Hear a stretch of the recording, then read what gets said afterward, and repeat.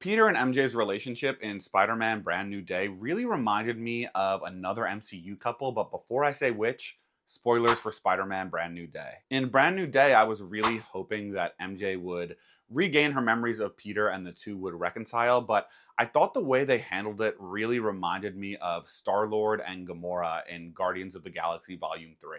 In both cases, you really want the two to end up together and you really love them as a couple. But you have to remember that in both cases, one of the two people in the relationship are fundamentally changed from the character we knew in prior installments. Obviously, in the case of MJ, it is technically the same MJ, but she's changed because she's missing all of her memories of Peter.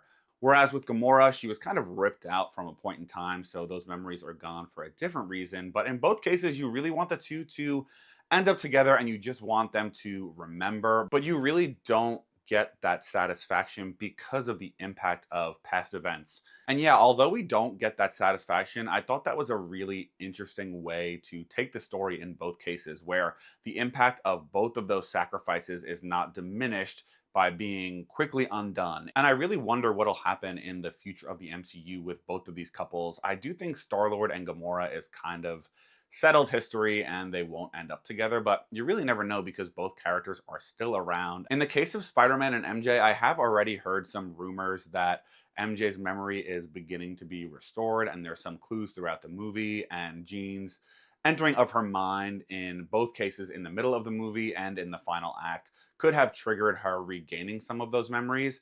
But I kind of wouldn't mind if they don't put those two characters back together. I do think they made a great couple, and I think she is a great love interest, but I do think that some of the impact of No Way Home would be lost if they just brought those characters back together. And I do think Brand New Day was really the best opportunity to kind of cover that ground and have her regain those memories.